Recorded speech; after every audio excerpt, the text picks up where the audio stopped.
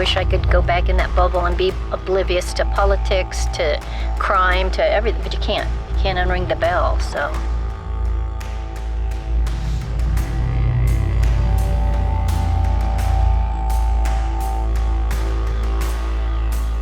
There's something wrong with this picture, something not right. This shouldn't be the way it is.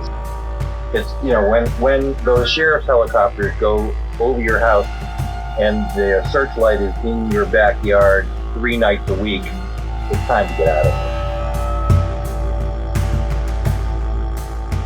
Because we were preparedness-minded, because we were preppers, because we were concerned about what happens if, you know, we needed to be prepared to be able to be self-sufficient and sustaining. When we looked at ways that indigenous people who've been off the grid for thousands of years and are still off the grid today, how do they live? Basically, they live on the Neanderthal diet, whatever you can pick off a tree or kill.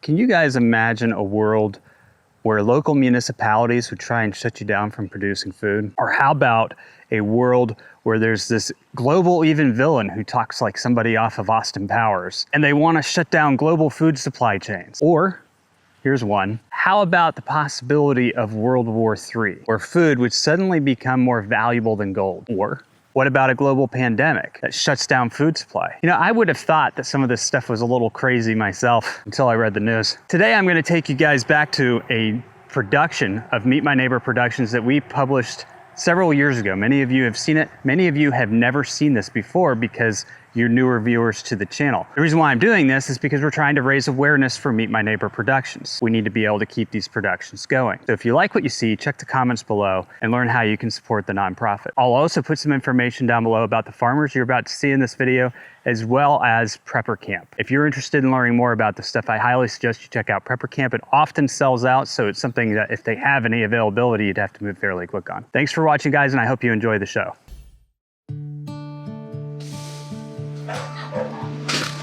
Come on. Hey! Go on, boy. Let's go. Come on, get up here. I should have stood there. Oh, good morning. Good morning. Are you hungry? Are you hungry? Let me see your tongue. Open up. Open up. It's okay. Here we go. Oh. Come on. It's okay. Here we go. Here we go. Here we go. Here we go. Oh my goodness. Oh my goodness.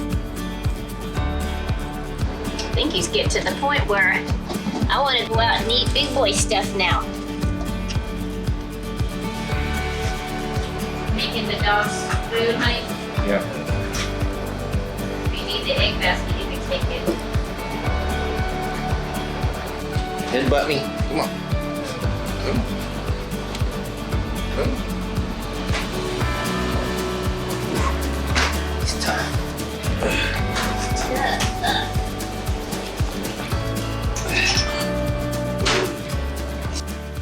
I'm Rick Austin, also known as the Survivalist Gardener.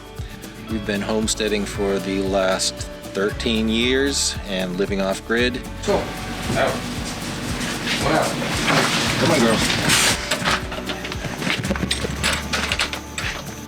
We'd always planned on moving off-grid, and we'd always planned on living a sustainable lifestyle.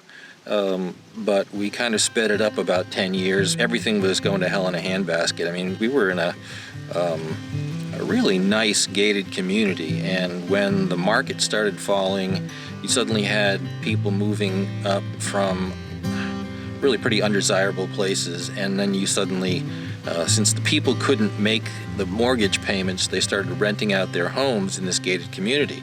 So we had houses that had 7 cars in the yard, all kinds of crime and issues, and sheriff's helicopters were going over at night, 3 o'clock in the morning, and were searchlights were going in our backyard, and that was really kind of the end of it for us. And when you are essentially living in a prison of your own making, because you drive in from work, you push the garage door opener, you get in the house, get into the garage, and close it behind you and make sure nobody snuck in behind you. You turn off the alarm so you can go in the house, turn on the alarm when you get there, and you said, you know, this really isn't any way to live.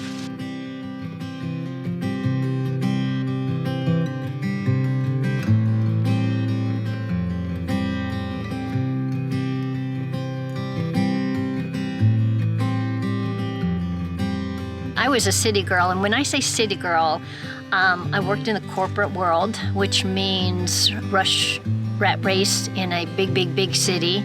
I was just totally oblivious to life. I mean, my focus was on when the next sale at Macy's was going to be, at Burdines or Dillard's or any store you want to put in that blank. And but with that comes that naivety. It wasn't until one sunny day at 4:30 in the afternoon, as I was coming down the ramp of a 6th floor parking garage, busy, people all over the sidewalks, coming and going and trying to fight in traffic. I had this really keen sense. You know, some people say a gut feeling, some people say a hair on the back of your head or neck type of thing. Whatever it was, I got in the car and I locked the door. I don't ever do that because I'm the person that you're sitting behind that I can't reach the little bleeper to put the card in. And so I always left my car door unlocked so I could open the door and reach out to swipe my card. This time I didn't. And I got in the car, I looked behind the seats, I looked down on the floorboard, and I couldn't shake that feeling, but I started driving down. I went through the card swiper fine and pulled out into traffic. Now I had an option of going right or left, and I saw these people running down the sidewalk. And as they got closer, I mean, I saw that they were really in a hurry. So just me, nice Nancy, I went ahead and waited so that they could pass in front of me. And what happened next was a shock. Somebody was at my passenger front door, and somebody was at the back passenger door with guns, banging on the door and spewing expletives. Yes. Spewing horrible language and telling me that I had better open the doors. And here I am seeing my life literally flash before my eyes, because I knew any moment the window was going to break because they were banging the guns on the window. Now, it seems like an eternity, and it always does, but it was within maybe 10, 15 seconds, maybe a minute. I was surrounded by police officers with their guns drawn at me, but it wasn't at me, it was at the bad guy. Well, I'll tell you what, that just took my happy place away instantly. That's when I knew I wasn't in Kansas anymore. That's when I knew there wasn't a happy place anymore. And because of that, I came home. I talked to my husband. We knew that we just could not stay where we were, that we had to make some drastic moves. And so that's what our ultimate decision was, to pack up, sell what we could, sell the car, sell the house, and take what we had and move up and create a homestead. When we decided to move, it was kind of like retirement homestead, so you kind of get away from everything. Rick is kind of like a born prepper, if you will, survivalist, if you will. He was a Boy Scout. He was, he knew about wilderness and what have you. I knew nothing. I had a cat. He kept on saying, trust me. That's always scary to hear. It's like, oh, yeah. The ideas that he was talking about, the garden ideas that he was talking about was like so foreign to me. I'm a straight row girl. I mean, that's all I knew. And he's talking about these trees and circles and what have you. He's talking about water preservation. Now, I had been doing agricultural stuff sort of as a gentleman farmer for almost my entire adult life. And I started off in New Hampshire, where I had apple orchards. And, did everything the traditional way, the way that you're told to do. And, I sprayed pesticide every 10 days and after every rain. In my apple orchard, my trees were all growing in straight lines this way and straight lines that way. The branches were all touching each other. There was grass growing in between. I used fertilizer and weed killer. And I still had scabby, wormy apples, just like every other apple farmer. When I moved to Florida and met this fine lady here, I had citrus grows as well and dabbled in that. And same situation. Straight rows going this way, straight rows going that way. All the trees had their branches touching. And so it was kind of a monoculture system. So was the apple orchard. All you had was apple trees. All you had was fruit trees, whether that, citrus, whether that was orange or whatever else you were growing there, lemons and that sort of thing. And used pesticide, weed killer, fertilizer, and still had issues with bugs, and the bugs got more tolerant of all these pesticides, so you had to use more and more and more, and knew that was going into our food, and it just didn't make a lot of sense. So I started studying various different types of agriculture, and because we had ultimately planned on living off-grid and being self-sufficient, I started looking at what native peoples throughout the world had done and what indigenous peoples were still doing today, and found out that these people did not plant trees, did not plant fruits, did not plant vegetables. They basically lived on what I call the Neanderthal diet. Whatever they could kill and whatever they could pick off a tree. They didn't water, they didn't weed, they didn't fertilize, and they did just fine. And I said, that's the kind of way that we ought to be growing things. This is the way nature has been growing things for millions of years, without man's help, without chemicals. So I looked more and more into ways to be able to grow food that way.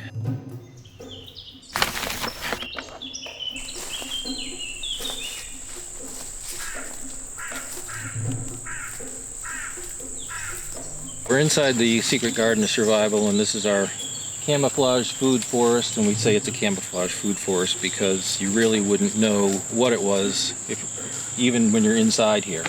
I've been on film before, and the guy said, "Well, where's your garden?" And I said, "You're in it." So this is really kind of the permaculture food concept. I really don't like the term permaculture now because it's become so bastardized. There's so many people using it as a marketing term. So I call what we do nature culture because it's the way nature's grown things for millions of years without any help from man. This is a moonglow pear. These are elderberries right here. And they're just flowering right now. This whole concept is kind of little mini ecosystems.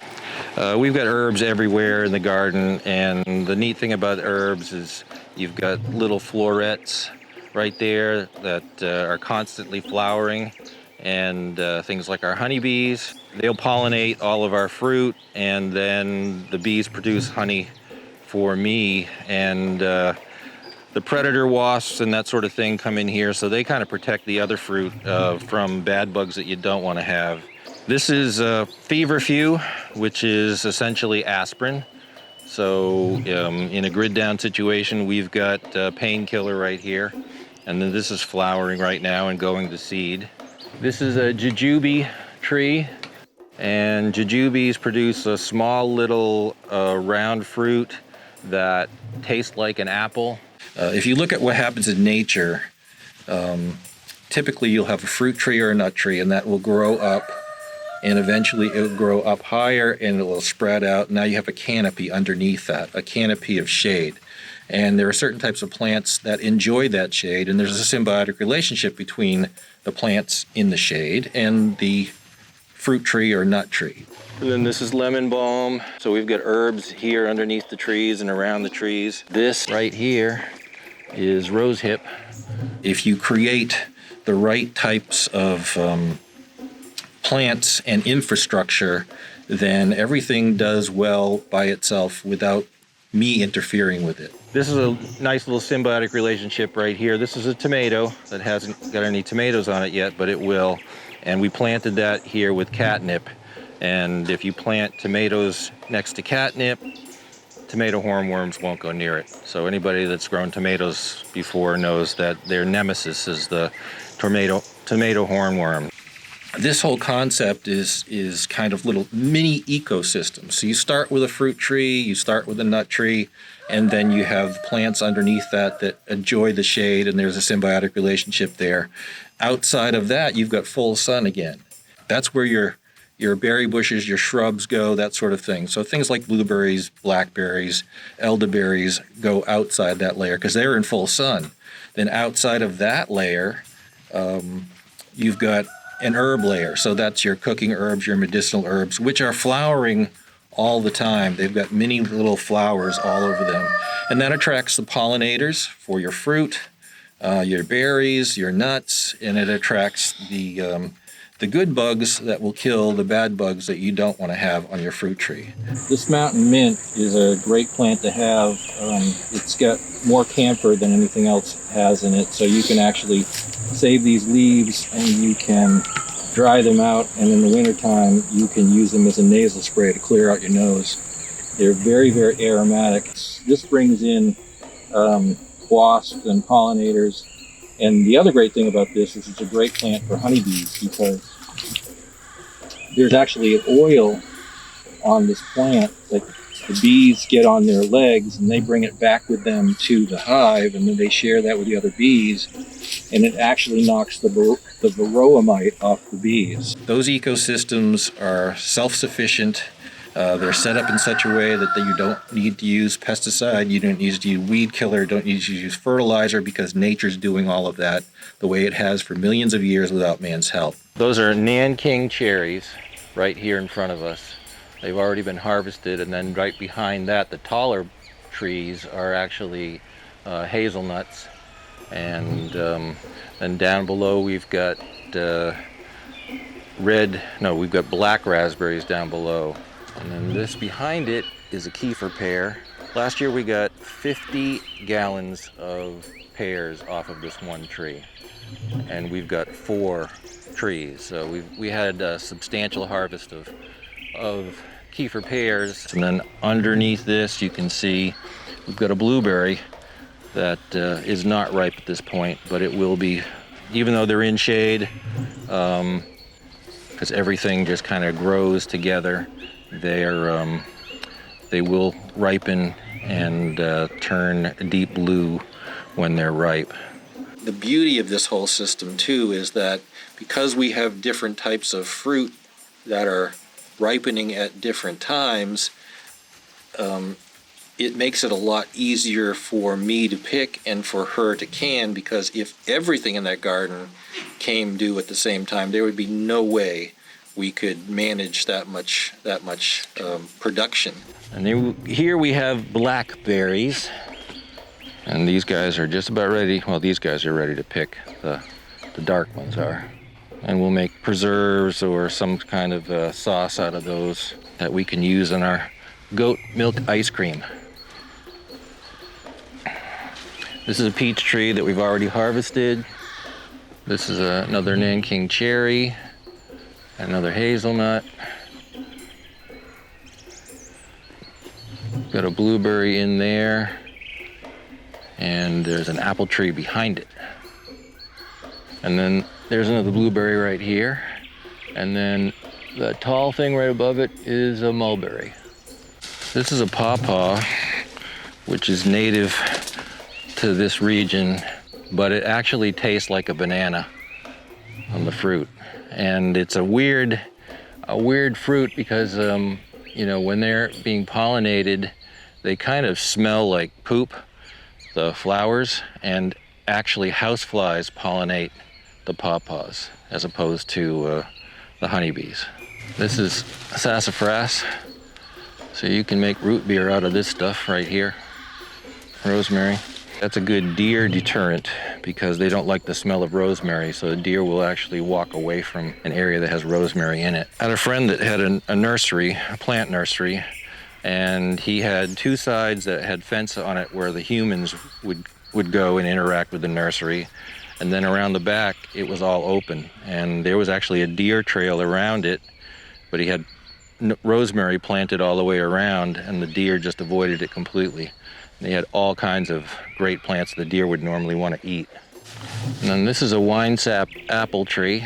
There's green apples on it right now. They'll ripen up and they'll be kind of a reddish green color when they're ripe.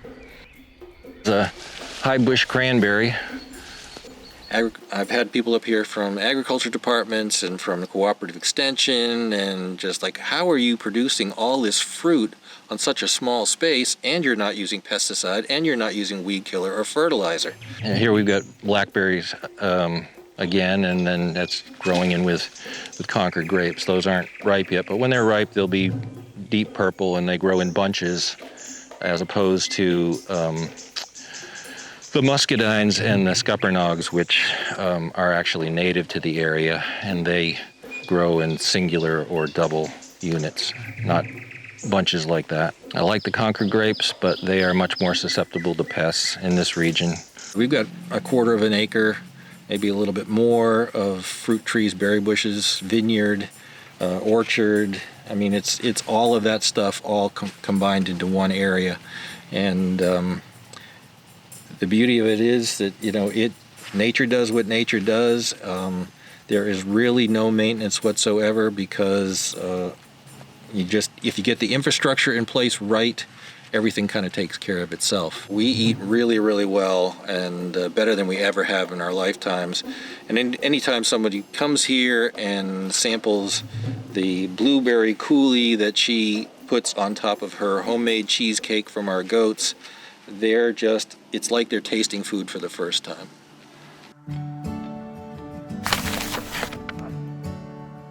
Since we're trying to maximize our solar exposure, one of the things I did with the garden was make sure it was on the south side, so that you're getting the most sun during the day, so you have the maximum length of growing season. Your plants have a chance to grow much more and faster if they're on the south side than they are on the north side. So I took that same concept with the greenhouse, wanted to be able to make sure that we were growing as much food as we could in there and not have to use supplemental heat in there. So when I built the greenhouse, I have a maximum amount of glazing, which is glass essentially, on the windows here, and also a roof that has glazing as well. And that allows the sun to come in. In the wintertime, the sun is lower in the sky, so it comes in the windows on the side. In the summertime, the sun is up higher, so it comes in the windows on the roof. That allows us to have plants growing in there year-round, and so we're growing all kinds of things in there. And that's kind of her project, to do the plants in there, but we've got herbs growing there year-round. We've got peppers and vegetables and that sort of thing growing in there. Well, this is our greenhouse, and what we try to do in here is try to duplicate what we have out there as far as herbs. That means oregano, or all the mint, basil, like I said, all the herbs, because we use those for medicinal purposes also. But because of the fact that these are annuals as far as the vegetables that we put in here, we try to have a duplicate of the vegetables in here also during the growing season, because we found out, like the tomatoes over here, you can let them grow in a tropical situation. Tomatoes will continue to grow. So if you just let them go, I prune off the old things so that the energy isn't going into something that doesn't need to be. We also have avocado trees. We have lemon trees. We have, as you can see, these are our coffee trees. We save the coffee beans for a new generation of trees, which we have all back here. These are probably 3 years. This guy's probably, I'm almost saying he's about 8 or 9 years old right now. As you can see, I used to have them sitting up on the ledges there, but we've had to put them down. I'm not quite sure what we're gonna do, maybe pitch the roof or something like that. We feed this to the bunnies. It's kind of bitter for us, but this is called Okinawa spinach. So we try to use foods here in the greenhouse also to feed the livestock. as well as us. This is called soapwort. This is actually a laundry soap leaf that suds up to help if in fact the situation comes where we don't have any laundry detergent. We can use the soapwort. That's what Rick and I try to do here is if I couldn't have this, what do I do about it? I am so far away from any drugstores, grocery stores, shopping malls. Shopping malls are out. You know, they've been out for a long time. So how can I make things? So when everybody was panicking about the hand sanitizer, the toilet paper, all of these issues, I really didn't have to worry about it because a lot of the things that we need, you're able to make it. This is something that I use a lot because as you can see, you're gonna probably see, Jane, the leaves look pretty nasty or pretty gnarly. And yes, they do. I've got a little moth going here. I make what's called slug pubs. And what this is beer. This is non-alcoholic. They're not really, they don't prefer as far as one over the other, but we just buy non-alcoholic because what they like is yeast, the slugs. So I put a little hole on either side, put it down ground level, and every couple, 2 or 3 days or so, bear with me here so I don't spill it all over, you get nasty, nasty big slugs. I don't know if you can see the nastiness in there. Let me get some more, because I've got them all the way down here, which this eliminates them totally eating the leaves all up. Let's see, I check them, like I said, every 2 or 3 days. Then I'll replenish them. And what I do then, let's do this, nastiness. See those nasty things? That's what eats my leaves up. Then what I'll do is I will pour the liquid out, replenish it, and I feed these slugs to the ducks. So again, it's just this big vicious cycle of trying to take care of the whole farm with everything and anything that we have, because you have good bugs and you have bad bugs. Slugs to us are the bad ones, but they're good in that we can feed the ducks too.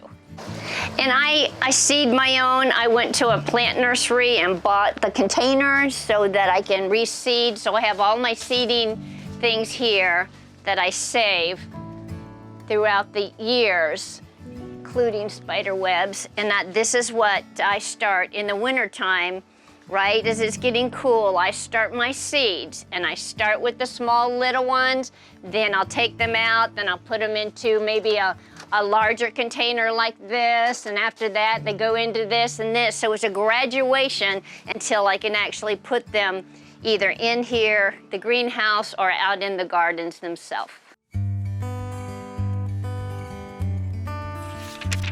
If you're really focused on heat and you're trying to save yourself as much as possible, then you try to get as much as you can from the sun. When I was at Lowe's one day and I was looking at some black water piping that comes in these 100-foot coils, it was outside in the sun, and when I went to pick it up, it literally burned my hand.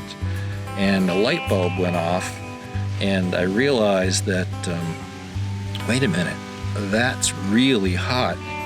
If I was to put coils of black pipe near the ceiling of my greenhouse and I ran cold water through it, then that would heat that water and I could use that water in the house. So in my greenhouse, I've got 8 100-foot coils. I didn't even take the tape off them that was on there before. I hung them in the ceiling so the sun beats down on those, heats those up. I have cold water going in one side, and then each of those coils, the water's going through the coils and then through the next one because they're all connected in series. So by the time it gets through 800 feet of hot coil, that water is hot. And that's how we heat our hot water year round. And we get 140 degree heated water all for free without having to have a water heater. And so we use the water for various purposes, and primarily what is called gray water is everything but toilet water. And that's the water used in the sink, the kitchen sink, the lavatory, the shower. And I've got a system that can take that wastewater and divert it either into the greenhouse to water my plants in the greenhouse, or I can divert it back out to the garden, and it goes into basically a little man-made wetland and gets filtered out there, and then goes through 3 little trickle ponds and into a pond that we literally carved out of the side of the mountain that we're on here. And that goes in there, and we've got that stocked with fish, and that's our little duck pond, so the ducks can play in there and splash around in there, and also drink all day long from there.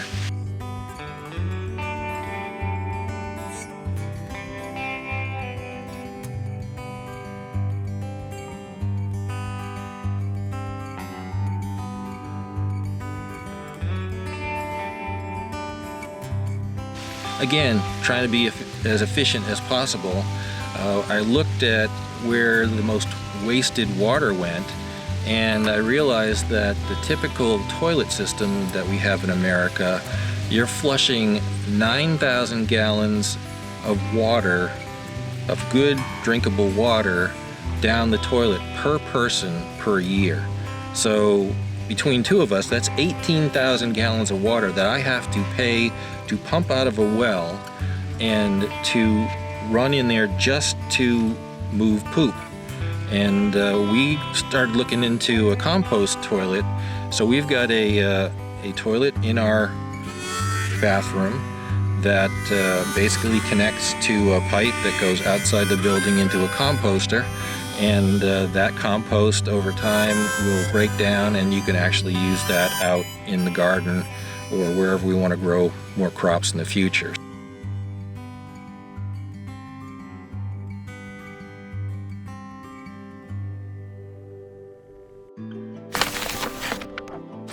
When most people think about homesteading,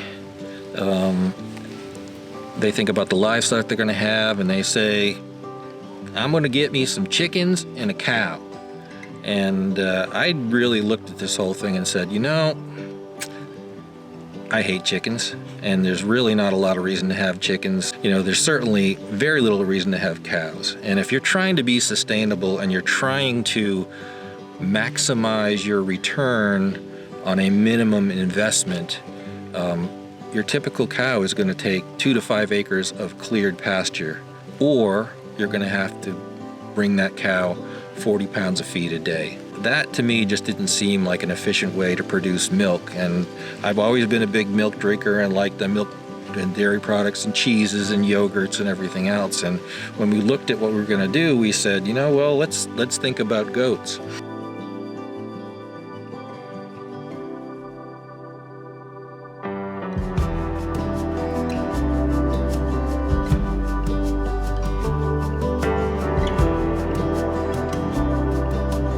So every day I take the goats out in the woods and let them feed themselves, and this saves us a tremendous amount of time, money, and energy on trying to feed them in a non-sustainable way. So they'll come out here and eat every day for about half an hour and get their fill of all the roughage that they need, and that means I don't have to bring in hay or alfalfa or anything else. And they also know what they need from a nutrient standpoint, and you know, they'll eat what they think they need to eat, and next day they'll eat something different. So I don't have to get involved, and I can do it as naturally as possible for them to be able to eat and produce milk for us. Well, the only reason we were going to have goats was for dairy. So we decided that, well, let's see if we can taste the goat milk first. So we went to the grocery store like everybody does, I guess, and they had a container of goat's milk, so we brought it home all excited. It's nasty. I mean, I can't even, it's nasty. It's got like a wild taste or something. It was just like, and we were so disheartened because that's what we were planning on for our dairy. Well, as luck would have it, I guess, there was, we found out that they were going to have this goat competition thing or a fair or whatever. Like I said, it was all foreign to me, but we decided to go, and they had all these different types of goats in, well, they were cute. They were like little goats, and I mean, they weren't really big, so I wasn't intimidated by them. We went to this little booth and they said, would you like to taste some? And it's like, ugh, no, I've already tasted. And he was like, no, you don't understand. This is raw goat milk. This is not pasteurized like you find in the grocery store. He had it nice and cold in a container, and we tasted it, and it was like, well, this doesn't taste bad at all. In fact, it tastes really good. That's kind of how we opened our eyes to the Nigerian dwarfs. They were small enough that I could handle them. The milking was a lot easier. They just seemed like they had a great temperament. So that was kind of how we ended up with the dairy goats. 3 of those girls that are making milk at any one time will produce 1.5 gallons of milk a day for us. I mean, we can't drink that much milk, 1.5 gallons a day, so she turns that into cheese, into yogurt, into the best ice cream in the world. Goat's milk actually has 50% more butterfat than cow's milk does, and butterfat is good for you. And if you are lactose intolerant to cow's milk, you will not be to goat's milk, because goat milk has smaller fat globulates, which is why goat's milk does not separate like cow's milk does.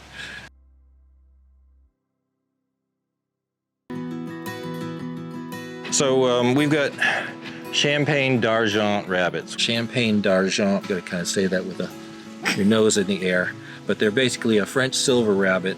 They grow to be 12 pounds, and they dress out at 10 pounds. And if you know anything about rabbits, it's the leanest meat out there, highest meat to bone ratio. So they produce an awful lot of meat, and 3 does and 1 buck will produce 90 full-grown rabbits in a year. And so if you do the math, they dress out at 10 pounds, you get 90 babies that grow to full size. That's 900 pounds of meat in the space of this little area right here. Since I was a business guy for years and years and years, I tried to get the most out for the least amount put in. So our number one source of protein is rabbits. You can make rabbit really any way you want to, and she makes rabbit cordon bleu and chicken fried rabbit and baked rabbit and rabbit fingers, and anything that you would do with chicken or something like that, you can do with that.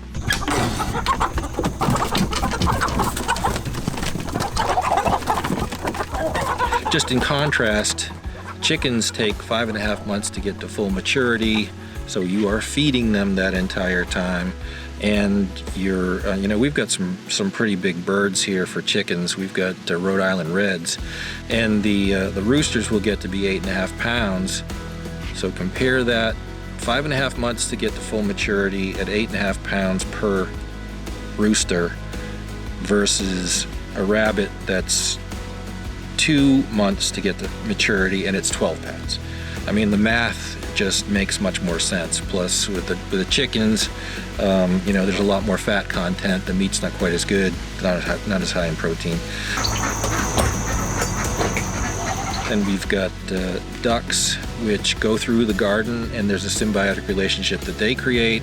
If you put chickens in a garden, they'll scratch up all the roots and destroy it, and before you know it, it will be a desert, and nothing will be growing there. And I've got plenty of examples of that where we keep chickens. The ducks, on the other hand, I can let them out in my Secret Garden of Survival, in my little permaculture food forest, and they'll go through and they will eat the bugs and slugs and snails that I don't want in the rest of my plants.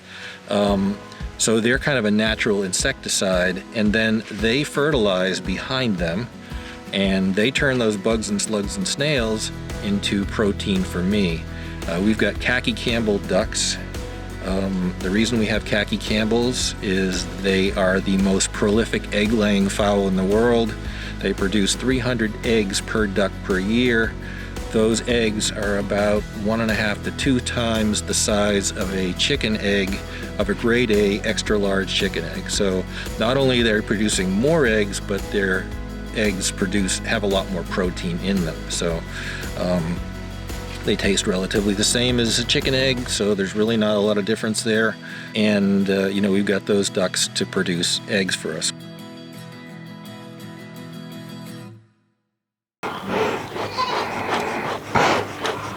We've got honeybees, and we've got that for honey. Honey is nature's perfect food. It's got all kinds of medicinal properties, just absolutely amazing. So we use that as a sweetener, and we also use that as a preservative. And basically, I kind of look at myself as a landlord, and I provide the bees with a place to stay. And 2 times a year, I go out and collect the rent. And I give them enough to get through the winter, and they basically give me the excess. We have done a lot with traditional Langstroth hives, which are, if you've got a box on top of a box on top of a box, and you've got your basic boxes where the bees are making more baby bees, and then they're storing their honey in the upper boxes. Those boxes can be 60 to 80 pounds to be able to lift off, and by the time you get them stacked up high enough, it's really hard to see what's going on in the hive itself. So we have, I've been studying for a couple of years a totally different system, and this is what we've got now are they're horizontal Langstroth hives. These are horizontal Langstroth hives. They're non-traditional. They're more like the bees are in nature. It's a much thicker wood than most of the traditional hives, so it keeps them more insulated in the summertime and in the winter time. The beauty of this whole system, as opposed to your traditional Langstroth hives, is you don't have to take boxes off and break up their house in order to get in there and see what's going on. If somebody came in and took 1 or 2 stories off of my house, I'd be pretty upset. So to open it and see what's going on in there, all you have to do is open these boards. This is a relatively new hive, but they're filling these up, and these are all large frames. You can only extract 3 at a time, but it just gives them more room to work. And if I get ones that are filled with honey, I just basically take 1 frame out, or several frames out, and that is much less obtrusive to the bees, so they are much calmer than what you would normally see in a regular Langstroth hive. And we have those as well, and there's space to grow too. These are empty right here, so this is really a great system. The bees are happier, I'm happier, I'm getting older, I don't have to pick up 80-pound boxes of honey to extract it anymore. So that's another innovative thing that we're doing here that is kind of outside of the box in terms of how we're taking care of our animals.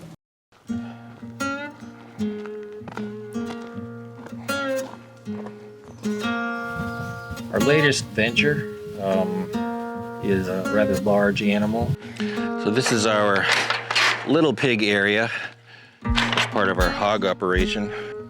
These are a heritage endangered breed called red wattles, and they're called red wattles because they're red and they've got these ugly little wattles along the side there. That's just a trait of the breed. It has no purpose that anybody knows about, but they grow fast. They can be in just about any terrain, which is different than a lot of other pigs. They don't need a lot of care. They don't need any drugs whatsoever. You can raise them on pasture. We raise them in the woods as well. They do just fine rooting up stuff and finding food, and as much as possible we let them forage for themselves.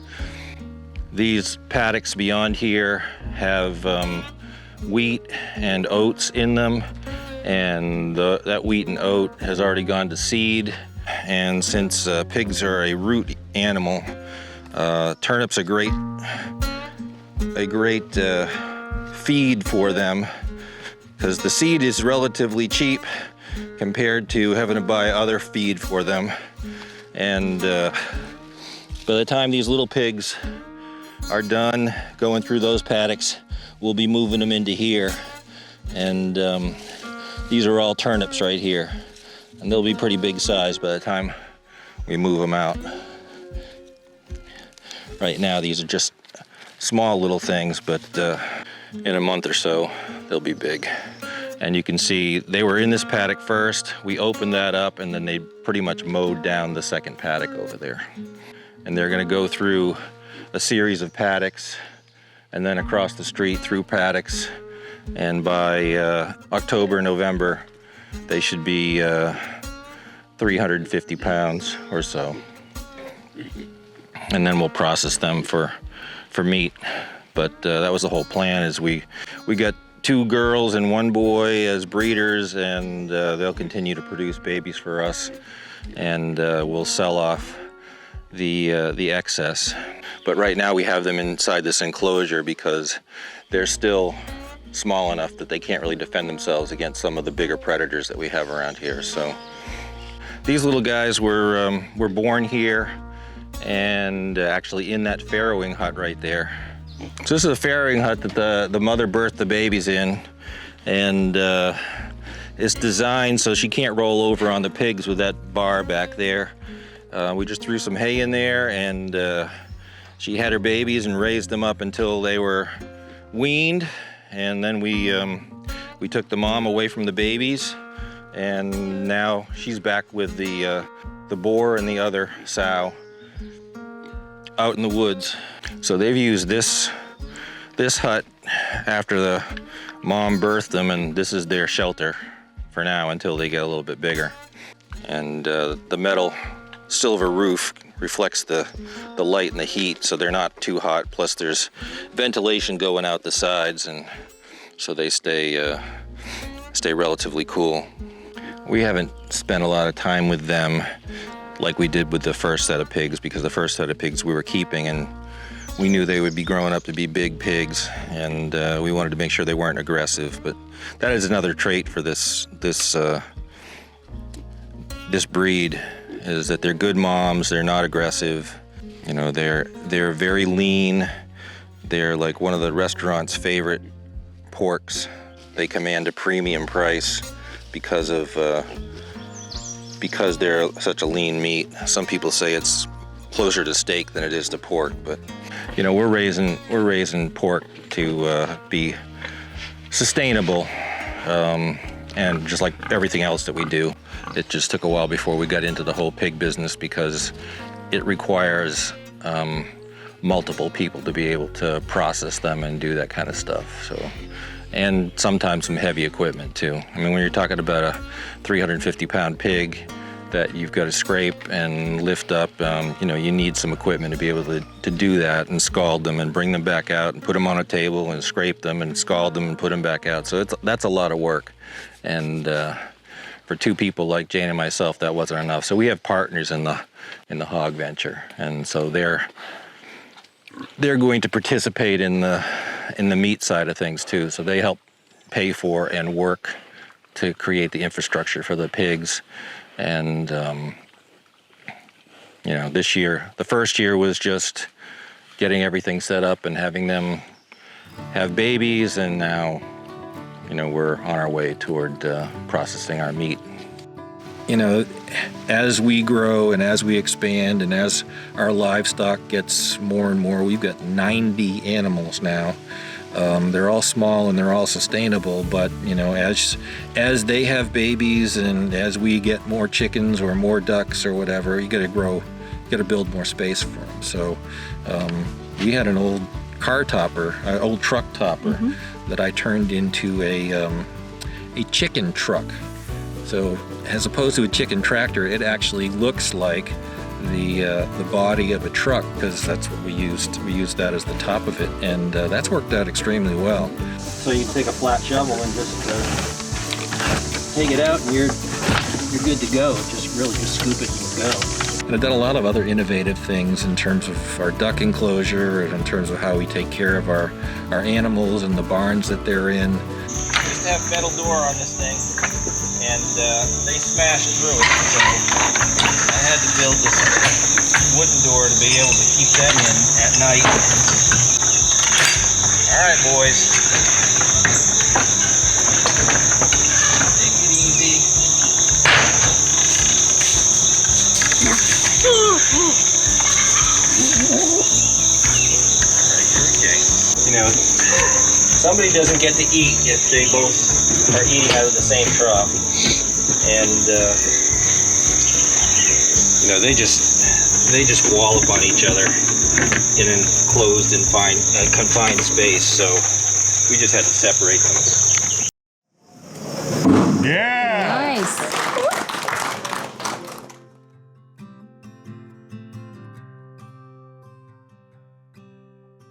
Two, left shoulder to right hip. Good. We were on the speaking circuit, and what we realized on the speaking circuit is that people wanted to learn. You know, they were there because they wanted to learn, and also, you know, if they were looking for products that would help them be more prepared, they wanted to know information from the people that were selling it. And unfortunately, most of these things that were done in convention centers, the people running them weren't preparedness-minded people. They weren't homesteaders. They were just promoters that were trying to make a buck on the latest craze out there. We got together with a couple of other speakers and said, you know, we want to produce an event that we would like to attend in an environment where you can try to practice the skills that you learn in terms of bushcraft and starting fires and cooking over a campfire and using a Dutch oven and, you know, that sort of stuff. And so we created Prepper Camp. Every year we try to have new things for people to see and new things for people to learn. And some of it's topical based on what's going on in the world right now and even politically. But we have some basic skills that you need for survival and homesteading that we have every year, and then we also have new classes each year. And we get new classes by some of the same instructors and new classes by totally new instructors. They always bump it up and ramp it up for the people here so that those who want to come repeatedly year after year aren't hearing the same canned speech. Every year I look for at least 20 new classes out of the 64 that we teach every single day at Prepper Camp over the 3 days. My favorite part of the weekend is networking with the people that come in here and associating with like-minded individuals. I'm a Christian, I'm a prepper, which everybody is around here, and in those two things we all have that in common. So I can come in here and talk with folks without worrying about being politically correct.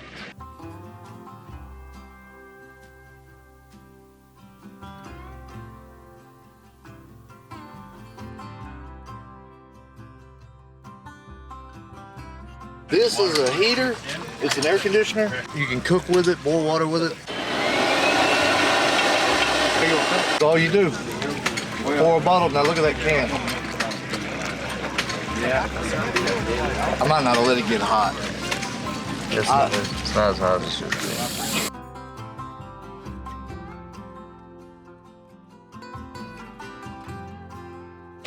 Alrighty, this is a sun oven. It folds up, it carries like a suitcase. It only weighs 23 pounds.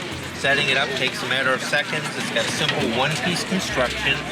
You open the door, your food goes in here, and then it has a rack inside that will keep your food from spilling if you move it to follow the sun. And it has a leg built into the back that allows you to raise or lower it to meet the sun wherever it is in the horizon.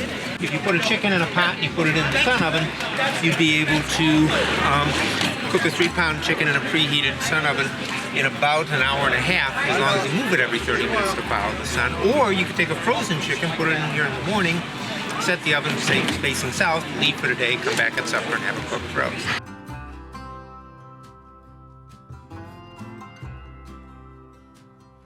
Prepper is a word that's used very loosely. People who are preppers usually don't prefer to be called preppers. The idea For a seasoned prepper, is sustainability. Sustainability is your goal. Once you're there, then you are a genuine prepper. Something's going to happen. There's no way around it. Prepper involves being ready for that moment. And if you're ready for that moment, survivability goes up astronomically. Having that preparedness mindset, which is not that doom and gloom and booger man thing, it's learning how to be self-sufficient, it's learning how to be self-reliant, it's actually using what you have. Being in a worldwide pandemic, we were able just to sit out in the yard and just relax and look at the animals, look at the nature, look at the sky and everything else and say, you know what? We're in the midst of a worldwide pandemic and we haven't missed a beat. We don't have to go off of the mountain if we don't want to. We don't have to leave. From somebody like the majority of the people out there, they're kind of oblivious to how all this could work. They're thinking that you have to have so much money to be able to build and have all these things, when we're actually showing we didn't have any money and we were able to create this. We had to learn how to be sustainable up here. We only had what was left of my 401k and what was left from the things that we were able to sell. And that's not a lot of money. You know, we learned a lot and have had to adapt and do things differently and change things from what we originally thought and you know, what was conventional wisdom. And if anything here we've learned is that and what people want to learn from us is how to do things in a way that works, that may not be conventional. And we kind of think out of the box. You know, they used to say that farmers were the original engineers. They had to figure out how to do stuff with nothing or with old parts or stuff that they have laying around. And we've done a lot of that, really out of necessity more than anything else.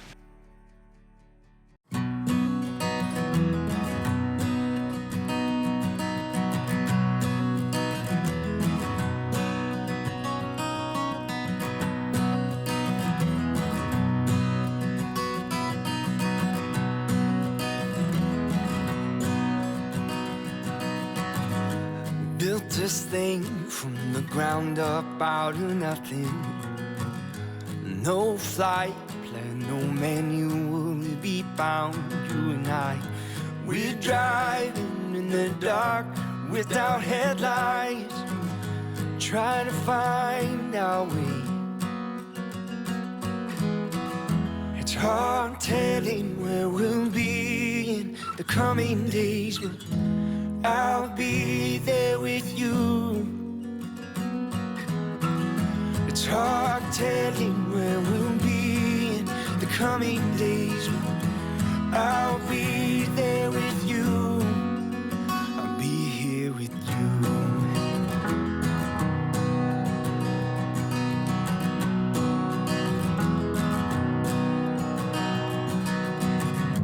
Built a wall around my heart to stop the bleeding. More than made of all the words that I should have said to you. And we're walking through the fire and the smoke clouds, trying to find our way. It's hard telling where we'll be in the coming days, but I'll be there with you.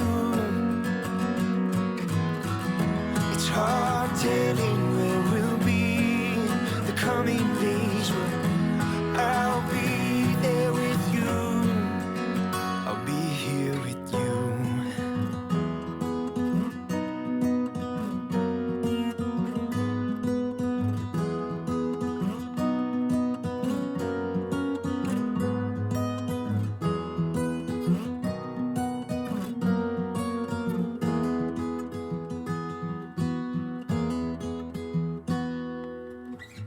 It's hard telling where we'll be in the coming days, but I'll be there with you. It's hard telling where we'll be in the coming days, but I'll be there with you.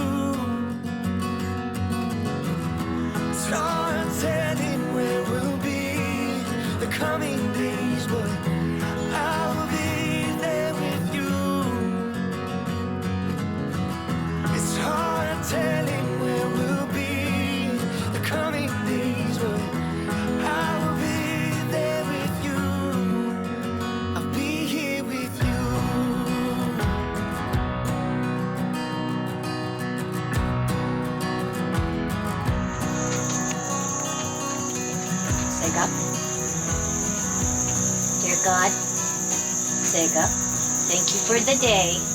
Thank you for our cheese. Thank you for our meat. Thank you for the eggs that we like to eat. Thank you for the ducks. And thank you for all the animals. And thank you, God, for, I can't think of a rhyme. What? In Jesus' name, Sega. In Jesus' name, amen. Good girls. Good girls. Okay, Sega. Come on. Good girls.